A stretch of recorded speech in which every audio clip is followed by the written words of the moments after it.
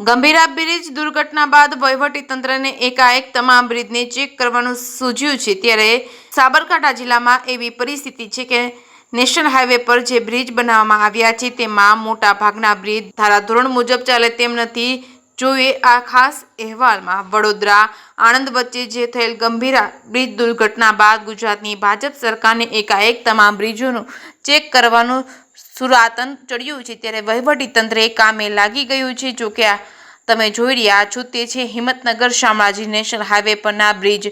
એક તો 6 વર્ષથી આ હાઈવેના નવીનીકરણની કામગીરી ચાલુ છે જે હજુ પૂરી થઈ નથી અને તેમાં પણ ગાભોઈનો બ્રિજ 3-1 વર્ષ પહેલા બનાવ્યો હતો। જો કે બનાવ્યો ત્યાંથી જ આ બ્રિજ ભંગાર શબ્દની કેટેગરીમાં આવે છે અને આને માત્ર નેશનલ હાઈવે પરના ગાભોઈના ઓવરબ્રિજની વાત નથી। હિંમતનગરથી શામળાજી સુધી જે બ્રિજ બનાવ્યા છે તેમાં તમામ બ્રિજ આવ્યા છે। બ્રિજનું કામ પૂર્ણ થતાની સાથે 3 મહિનામાં તો બ્રિજનો ડામર વિખૂટો થઈ જાય છે, ખાડા પડી જાય છે, બ્રિજની એંગલો ઠેકાણા વગરની છે, ઠેર ઠેર તિરાડો પડી ગઈ છે। અરે કરણપુર પાસે તો બ્રિજ ઉપરથી બેઠો હોય અને એમાં એક સાઈડથી ફૂલવા માંડ્યો છે અને તેમાં પણ અરવલ્લી જિલ્લાના દાવલી પાસેના બ્રિજને રીતસરની જાણે ફૂલીને બહાર નીકળી ગયો હોય તેમ સાઈડો બહાર નીકળી છે અને આમ છતાં વહીવટીતંત્ર હોતી હે ચલતી હે કહીને બ્રિજની આજુબાજુ ઘાસ સાફ સફાઈ કરવાને સંતોષ માની રહ્યું છે। 3 વર્ષ પહેલા ચેતક કંપની દ્વારા આ બ્રિજ બનાવવામાં આવ્યો હતો। જો કે ચેતક કન્સ્ટ્રક્શન કંપનીના નામની રામાયણ પહેલેથી જ હતી અને અત્યારે તે હાલમાં કાયદાકીય મુશ્કેલીનો સામનો કરી રહી છે। ત્યારે હાલમાં જે એજન્સી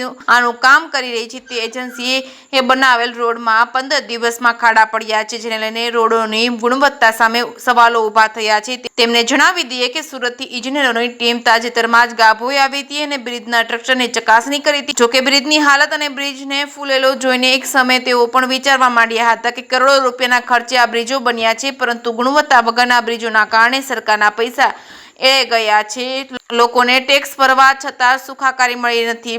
નેશનલ હાઈવે નંબર 48 પર બનેલા બ્રિજોની જો પ્રામાણિકતાથી તપાસ કરવામાં આવે તો મોટા ભાગના બ્રિજ તોડવા પડે તેવી પરિસ્થિતિ ઊભી થાય એમ છે। જોકે આ તો ભાજપ સરકાર છે, કોન્ટ્રાક્ટરના અંદરખાને ભાજપ સાથે છેડાડી રહી છે, એટલે લોકોની સુરક્ષા રહી એક બાજુ તો પેલા કોન્ટ્રાક્ટરને સાચવવા પડે તેવી સરકારની હાલત છે। જે કે ગુજરાતી સાથે અશોક નાઈ, સાબરકાંઠા। આપ જોઈ રહ્યા છો કે ગોબોઈ જે કામનું પુલનું કામ થયું છે એ પુલ એકદમ ઓકાનેકી છે અને નમી ગયેલો છે। બંને સાઈડ એવું છે, બંને બાજુ સાધનો લોડિંગો જાય છે અને પડવાની જેવી સંભાવના છે, જેથી કરીને અમારી માગ છે કે આ પુલનું વ્યવસ્થિત કામ થાય। વારંવાર રિનોવેશન કરે છે પણ એ કામમાં ભલીવાર આવતો નથી અને સારું કામ થાય એવી અમારી માગણી છે। વત્તા બાજુમાં જો અચાનક નમી પડશે તો નીચે આવેલો સાધનોને નુકસાન થશે, બાળકો મરી જશે, કોઈક મરી જશે, એવી જવાબદારી કોણ લેશે એવું અમારી રજૂઆત છે। શું નામ? મારું નામ વણકર જસવંતભાઈ। આજુબાજુ ભિલોડા હિંમતનગર જવા માટે દિલ્હી આ જોડ તો બ્રિજ છે અને જર્જરિત છે અને ગાંભોઈ 2 ભાગમાં વેચાયેલું છે અને ઉપરનું લોડિંગ ગાડીઓ જોઈ છે અને ચોમાસું 2 સાઈડે તિરાડો પડી ક્યારે પડે લોકોને જાનનો જોખમ છે। સરકારને એવી વિનંતી છે આના માટે તાત્કાલિક કોઈ અધિકારીઓ આવીને તપાસ કરે અને નવેસરથી કરે એવી માગણી છે। સમસ્યા સાહેબ બહુ છે અને ક્યારે પડી જાય અને જાનનો જોખમ છે, આજુબાજુ પબ્લિક જતું હોય છે, સ્ટેન્ડ છે, એટલે અમે સરકારને એવી વિનંતી છે કે આના માટે તાત્કાલિક ધોરણે પગલાં લેવા જોઈએ। પ્રફુલભાઈ ન્યાય। ગોબોઈ નેશનલ હાઈવે રોડ ઉપર ગાંભોઈ બજારની વચ્ચોવચ્ચ જે 2 કિલોમીટર લાંબો બ્રિજ બનેલ છે એ બ્રિજની કામગીરી જે તે વખતના કોન્ટ્રાક્ટરો બી એટલા પણ બદલાઈ ગયા, 4 થી 5 કોન્ટ્રાક્ટરો બદલાઈ ગયા, બરાબર। બ્રિજની કામગીરી 100% નબળી થયેલી છે। એની અંદર મટીરિયલ જે વાપર્યું જે બી કામગીરી કરી હોય કામગીરી સારી કરેલી નથી। બ્રિજની અંદર પાણી પડે છે, બ્રિજ વાઇબ્રેટ બી કરે છે અને લોકોને દહેશત રહેશે બ્રિજ ગમે ત્યારે પડશે, એટલે અમને બી ઘણા કહે છે કે ભાઈ આ બ્રિજનું કંઈ કરાવો, બરાબર। એટલે નવેસરથી બ્રિજ બને અને નોન યુઝમાં મૂકીને નવો બ્રિજ બને 2 કિલોમીટર અને આગળ રણાસણ ચોકડી છે ત્યાં પણ એક મોટી પેલી આપે ગેપ આપે, બરાબર। તો ટ્રાફિકની સમસ્યા એક્સિડન્ટ પણ ઓછા થાય, એટલે બ્રિજને થોડો અડધો કિલોમીટર લંબાવવો બી પડશે, બરાબર।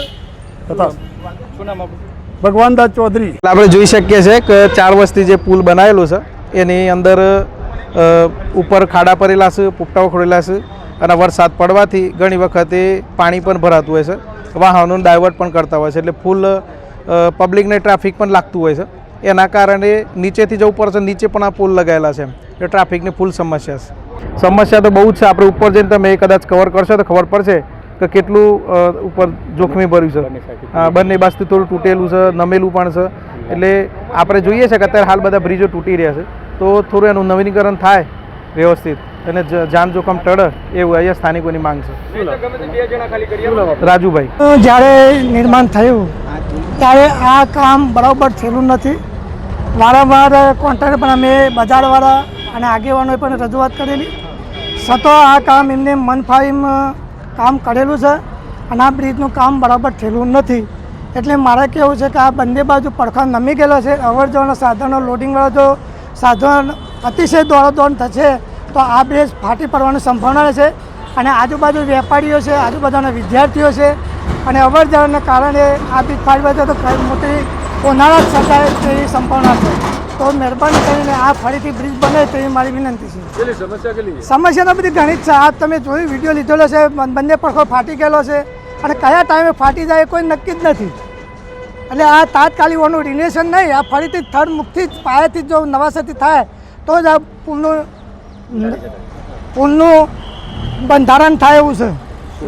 સતીશભાઈ પ્રજાપતિ.